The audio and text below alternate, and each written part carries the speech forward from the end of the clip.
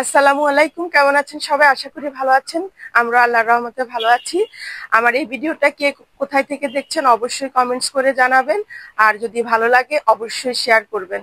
আমাদের দেশি ভাষায় একটা কথা আছে, কদু বেহেশতের মধু। সত্যি তাই।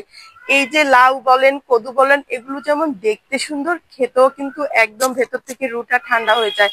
তাই তো সারা বছর 12 মাস আমার ছাদ বাগানে আমি লাউ চাষ করতে পছন্দ করি। আল্লাহর অশেষ রহমতে মানে সব সময় বাম্পার ফলনও পাই।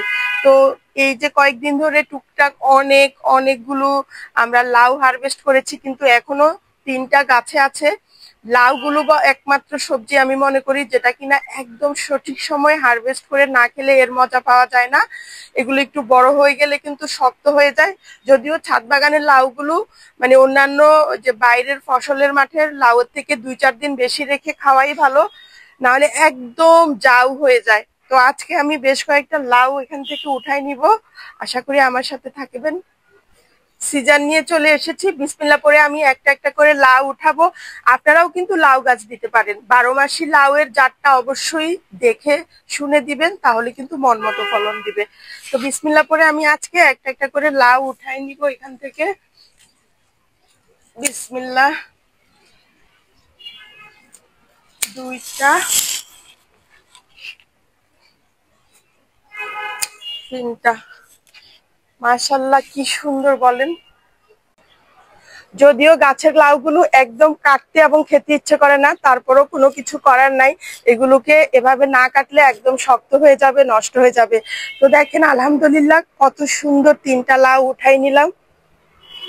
ছাদ বাগানে আসলে আল্লাহর নিয়ামতের কোনো শেষ নাই, একটার পর একটা থাকেই। এখন রয়েছে আমার এই সুন্দর এই যে শাকগুলো। এই শাক ছাড়াও আরো বেশ কয়েক রকমের শাক আছে, চলেন সেগুলো আপনাদের সাথে শেয়ার করি। আজকে বেশ কিছু শাক হারভেস্ট করার ইচ্ছে আছে আমার। চলুন তাহলে। মাঝে মাঝে আমার নিজের ছাদ বাগানের ফলন দেখে আমি নিজে অবাক হই। এই যে দেখেন কি সুন্দর এখানে শাক, এখানে রয়েছে পুঁই শাক আর হচ্ছে ডাটা। এই পুঁই শাকের গাছগুলো আমি 2-3 রোজার মধ্যেই একটা জায়গা থেকে রিপোর্ট করে দিয়েছিলাম। মাশাআল্লাহ, এত সুন্দর হেলদি। অনেকের কাছে শুনি এই সময় নাকি গাছের ভিতরে বিভিন্ন ধরনের কালো কালো স্পট, ছত্রাক, বিভিন্ন কারণে পুঁই শাকের সমস্যা হয়। আর আমার শাকগুলো মাশাআল্লাহ এখনো অনেক হেলদি রয়েছে, অনেক সুন্দর। আরো বেশ কিছু শাক এই সাইডেও দেওয়া। এখানেও কিন্তু এই যে এক একটা টবের ভিতরে একটা করে 2টা করে পুঁই শাক গাছ দিয়ে রেখেছি। আর পাশে রয়েছে এই টবের ভিতরে একটা করে চিচিঙ্গা গাছ, এখানেও রয়েছে। আর বেশ কিছু এই যে ডাঁটা শাকের বীজও কিন্তু আমি এই টবটার ভিতরে ছিটিয়ে রেখেছিলাম। মাশাআল্লাহ, এত সুন্দর হয়েছে। মাশাআল্লাহ, দেখেন এদিকে কি সুন্দর শাক হয়ে আছে একটা ক্রেটের ভিতরে। ডাঁটাও দেওয়া আছে, সাথে আছে আবার পুঁই গাছ। ডাঁটা বেশ কিছু অনেক বড় হয়ে গিয়েছে, এখান থেকে আমি ডাঁটা উঠে নিচ্ছি। আর এই ছাদ বাগানের কচি ডাঁটাগুলো খাওয়ার মজাই কিন্তু একদম অন্যরকম। মাশাআল্লাহ।